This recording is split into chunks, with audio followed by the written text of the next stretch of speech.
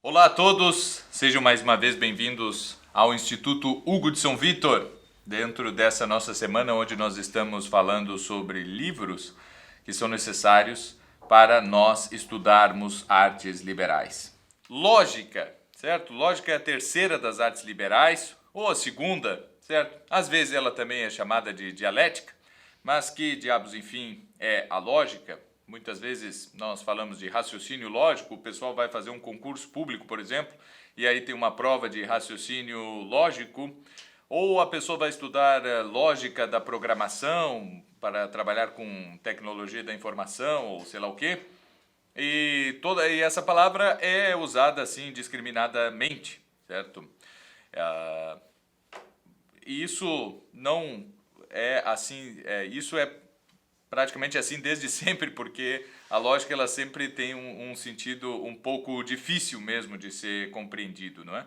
Mas o que nós devemos estudar em lógica e principalmente tratando-se de lógica como arte liberal? Bem, quando nós vemos, por exemplo, um diálogo de Platão, não é? Nós temos ali algo que nós chamamos de dialética. E dialética para Platão é a própria filosofia, é a própria busca da verdade, essa busca feita por amor mesmo à sabedoria, certo? É uma atitude de amor que o filósofo faz, certo? A Sofia, Ré Sofia, essa amada pelo filósofo, ela é buscada pelo seu amante. Essa é a imagem que nós temos. E Platão diz que o caminho mais perfeito para isso é a dialética. Então ele explica como fazer isso nos seus próprios diálogos, não é? Onde Sócrates vai perguntando ali para os seus debatedores sobre o que são realmente as coisas, não é? Então ele pergunta, tá, mas enfim, o que é a moral, não é? Tá, mas essa moral ela pode ser ensinada, ela é uma ciência infusa, o que é o amor, certo? O que é a verdade, o que é a mentira, né? O que é a justiça, a grande discussão do livro talvez mais famoso de Platão, que é a República. E Sócrates ali, Platão pela boca de Sócrates, né, vai expondo ali diversos argumentos, ele põe Sócrates debatendo com pessoas até que já não estariam mais, que não são contemporâneos exatos de Sócrates, são personagens históricos reais, mas cujas ideias eram bastante conhecidas, não é? Como são alguns sofistas como Górgias, por exemplo, e tudo isso. Então ele vai debatendo e vai chegando, vai determinando cada vez mais o objeto, né? Vai definindo mais as coisas, né? Tudo isso que Platão faz de uma forma muito mais poética e literária nos seus diálogos, e inclusive muito mais agradável e fácil de se compreender, Aristóteles, que é discípulo de Platão, não é, que concorda em muitas coisas com o seu mestre, em outras nem tanto, mas o Aristóteles é um espírito muito mais teórico, certo? E pretende construir todo um edifício em cima dos 20 anos que ele teve de aulas com Platão. E ele determina as coisas, ele começa a observar e aplicar as suas próprias teorias sobre as suas próprias teorias e como se fizesse uma grande digestão daquilo. Então ele vê ali como Platão pensava, certo? E chegava a voos super altos da busca pela verdade, realmente conseguia ir muito longe, não é? Nós vemos Platão como esse sujeito que realmente amava a sabedoria, não é? E que sabia que para o encontro com a sabedoria era preciso esse encontro só se daria através da verdade, né? E Aristóteles ele é um sujeito que ele, olha, é muito mais seco, não é? Nós vamos ler uma obra de Aristóteles, é super seco, de Platão é super agradável, não é? Começa ali Platão dizendo, Sócrates estava indo não sei aonde, aí ele se encontrou com fulano, com Beltrano de tal, aí começaram a conversar, ou Sócrates estava numa janta, Sócrates estava passeando na praça, e tem toda uma historinha, certo? Depois Platão sempre conta mitos, que são símbolos perfeitos, assim, de tipo mitológico, para determinar as suas coisas. É tudo muito mais os assuntos basicamente são os mesmos, são os assuntos sempre da filosofia, certo? Que pergunta pela essência e pelas causas primeiras de todas as coisas e como fazer para se conhecer essas causas, não é?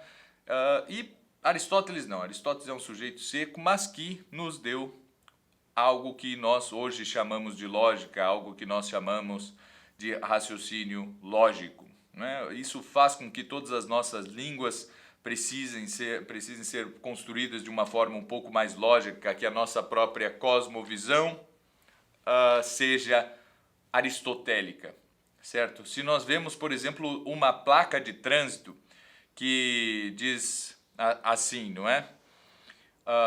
Aqui em Porto Alegre tinha uma placa dessa e uma vez ela foi criticada. Dizia assim, Redenção, Oswaldo Aranha, Bonfim, certo? Com setas assim, apontando para as coisas. E aí essa placa foi criticada porque ela não estava, as coisas que estavam sendo apontadas ali, elas não eram da mesma categoria. A Redenção é um parque, a Oswaldo Aranha é uma avenida e o Bonfim é um bairro, certo? Isso faz com que havia muita gente que se confundia com isso, e com razão, certo? Ou nós pomos na placa só ruas, ou nós pomos só bairros, ou pomos só pontos turísticos e tal, e outros tipos de realidades físicas ali, geográficas da cidade, não é? É isso que nós normalmente fazemos para facilitar as coisas, para deixar as coisas da forma mais clara possível. Isso é bastante aristotélico, certo? Quando nós vemos que existem línguas que não têm, por exemplo, uma palavra para árvore, simplesmente tem uma palavra para palmeira, outra para pinheiro, uma para macieira, outra para pessegueiro, tá? E todas essas o que são? Isto são palmeiras, pessegueiros e tal, né? Não existe uma palavra que englobe todas essas coisas, certo? Isso é falta de lógica. Se nós vemos ou línguas assim, como dizer irmão, muito bem, beleza, irmão. E como dizer irmãos, dizer irmão, como é o chinês, por exemplo, que tem muito disso, certo? É uma língua antiquíssima, muito mais antiga do que as nossas línguas aqui ocidentais, e tem essas coisas que a gente fica olhando assim, mas que coisa brutal, né? Coisa bárbara. Uma língua funcionar dessa forma. Não é o nosso caso, né? Nós todos somos aristotélicos, não que Aristóteles tenha fundado a língua, na verdade, ele só conseguiu fazer tudo isso porque ele falava uma língua que era muitíssimo boa, que é no caso, o grego antigo, mas ele fundou, sim, a nossa forma de pensar e encarar as realidades, né? A nossa forma de conceber a ciência mesmo moderna, ela depende, sim, muitíssimo de Aristóteles e todos os seus seguidores ao longo dos séculos, essa ciência que possibilitou com que no Ocidente acontecesse um avanço tecnológico formidável ao longo aí dos últimos séculos, não é? Isso tudo depende, de certa forma, de Aristóteles, que era, na verdade, um biólogo. A maioria das coisas que ele escrevia era sobre biologia ou para falar de biologia, mas que nos dá esse grande presente que é a lógica. Então, assim, a gente pode estudar lógica simplesmente nas obras de Aristóteles, certo? Nós podemos pegar ali as categorias, a interpretação, tópicos, analíticos posteriores, ou primeiros analíticos e segundos analíticos e os problemas lá dos sofistas. Nós podemos sim pegar essas obras, mas elas são super árduas, certo? E isso já é percebido desde sempre. Então, esses livros de Aristóteles, como quase toda a obra de Aristóteles, são praticamente manuais, não é? Ou são livros didáticos, certo? São anotações de aula. Não sei se anotações feitas para Aristóteles dar aula, ou anotações feitas pelos alunos de Aristóteles e que foram, por sua vez, copiados e chegaram até nós. Mas pouco dessa obra de Aristóteles foi traduzida para o latim e permaneceu e entrou, de fato, no currículo de artes liberais na primeira parte da Idade Média. Então, muito se estudava, sim, lógica, muito se devia a Aristóteles, ou um dos seus principais comentadores, ou assim, expositores, que é Porfírio, certo? Com o seu livro Isagogé, que se tornou o maior manual de lógica aí durante toda a Idade Média. Mas, assim, esses tópicos analíticos e os dois analíticos e tal só foram aparecer lá pelo século XII em diante, século XIII, né? Mas se estudava lógica, certo? Se estudava lógica, assim, às vezes sob o nome de dialética.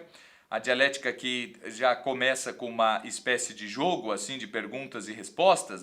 Vocês devem conhecer aquele joguinho que se chama Quem Sou Eu, não é? Onde o sujeito põe na testa do outro, um grupo assim de jogadores, cada um põe na testa do seu colega do lado um nome de uma personalidade. A pessoa que tem aquela personalidade na testa não sabe quem é, ela precisa fazer perguntas de tipo sim ou não, certo? Até descobrir quem ele é. Então ele pergunta, eu sou um homem, sim ou não, certo? Suponhamos que eu tenho aqui na testa o nome Platão. Eu pergunto, eu sou um homem? Os meus colegas responderão, sim.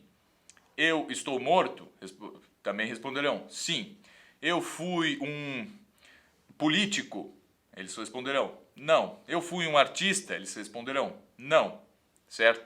E assim eu vou indo, né? Vou aos poucos chegando cada vez mais perto da verdade. Ou isso é dialética, certo? É uma brincadeira, é um jogo, mas a dialética ela tem bastante isso de lúdico. É só lermos aí os diálogos de Platão que nós vamos ver o quão lúdico e quão agradável são aquelas conversas de Sócrates, né? Por mais que acabe em briga, mas qual jogo que não acaba em briga, certo? Por mais que às vezes acabe em desavenças ali, mas isso é normal também dos jogos.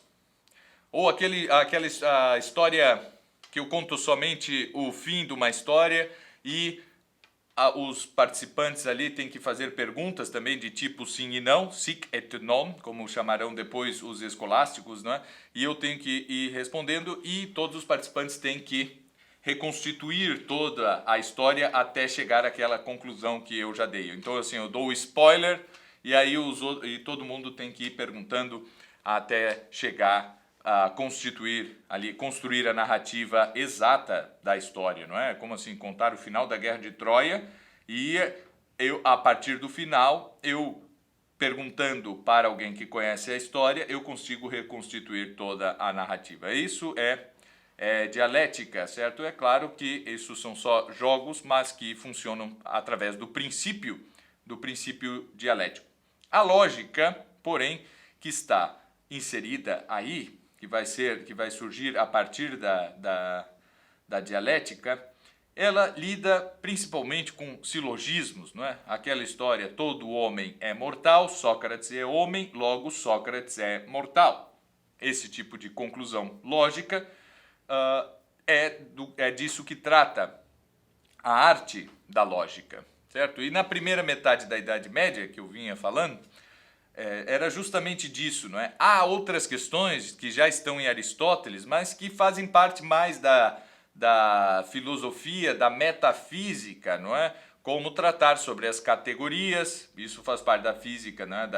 da cosmologia, ciência da natureza e da metafísica, categorias do ser e tudo isso, certo? Que aparece nos textos de Aristóteles e que são fundamentais também para entender textos mais complexos, como, por exemplo, os textos de ética, de política e mesmo os científicos de biologia e essas coisas. Então, nós sim temos que estudar Aristóteles, mas por ele ser muito árduo, é bom que nós tenhamos manuais, certo? Que expliquem a obra de Aristóteles ou edições comentadas e tudo isso. Então existem bons manuais de lógica, são infinitos, talvez seja das artes liberais a que mais possui manuais específicos para isso. Porém, a maioria deles já entrando na filosofia, não são mais artes propedêuticas como são as artes liberais, já é filosofia, mas isso não tem problema nenhum, certo? Porque é também uma parte propedêutica da filosofia, o que de acordo com os currículos clássicos de filosofia, nós estudamos bem no início do curso. A primeira coisa a estudar-se em filosofia não é história da filosofia, é talvez uma pequena notícia da história da filosofia, não é como, mas não como se faz nos cursos hoje, onde simplesmente só se estuda a história da filosofia, mas é estudar realmente lógica, certo? Que depende, obviamente, de gramática. Se depende de retórica ou não, essa é uma questão que também não vem ao caso aqui, mas a lógica, pelo menos da gramática, depende. Nós precisamos saber utilizar com precisão, certo? Os verbos, as preposições, os adjetivos, os advérbios e tudo isso, né? Da melhor forma possível, de acordo com os autores mais abalizados. Agora, se eu ficar só no manual ou se eu ler só Aristóteles, vai ser uma pena, porque eu posso até saber muito sobre lógica, mas eu não vou ver aquilo sendo aplicado. Então, assim, nos diálogos de Platão, não. Ali eu vejo a teoria e a prática ao mesmo tempo, certo? Até pelo nível de discurso que é tratado ali. Agora, só com Aristóteles, por mais que ele dê alguns exemplos, ou só com os manuais, por mais que nos manuais existam exemplos, talvez a coisa não vá assim. O que é a melhor coisa para fazer, para analisar ou para entrar em contato com um discurso lógico do mais elevado que existe? É ler, por exemplo, a Suma Teológica de São Tomás de Aquino, ou outras sumas, ou pegar ali um trecho do Teologia Moral do Santo Afonso, certo? Ali nós vemos uma lógica sendo aplicada de forma, né, estrita, certo? E aí nós vamos ver a necessidade da lógica, certo? Digamos que eu não preciso, para entender o texto do Santo Tomás, do Santo Afonso, ou se a gente pega dos mais diversos assuntos, se a gente pega o Lucula Noctis, né? Lucula Noctis, que é do Dominici, um sujeito que escreveu sobre a literatura pagã ali durante o Renascimento e a importância e tal, e ele trata tudo assim com uma lógica impressionante, certo? Então ele está falando de literatura, praticamente uma crítica literária e moral com um estilo bastante escolástico, certo? Que muitas vezes nos cansa, e é normal que isso aconteça. Nós estamos falando do último nível de discurso, que é o nível lógico. Então isso pode ser que realmente nos canse, não é? Se nós não estamos acostumados, se nós não temos fôlego intelectual e de leitura para encararmos assuntos com o aspecto assim dentro do discurso lógico. Então, agora, quando nós lemos tratados científicos, se eles forem bons, eles precisam também ter bastante lógica, certo? A lógica não pode falhar, talvez os pressupostos sejam falhos, mas a lógica, numa exposição científica, ela não pode falhar de maneira alguma, senão não é uma questão de método, está fora do método da exposição. Isso não tem nada a ver assim com regras da ABNT, regras acadêmicas, como, por exemplo, não falar em primeira pessoa, sempre utilizar um discurso impessoal, citar o sujeito dessa ou dessa outra forma e tal. Não tem nada a ver com esse tipo de escrita, tem a ver realmente com argumentação, onde todos os passos para se provar a veracidade de certas afirmações são dados, certo? E a lógica tem esse aspecto que é da escrita e da prova, mas tem a ver que ela é algo que nós já fazemos, assim como nós já usamos gramática pela nossa própria natureza, nós todos falamos, uns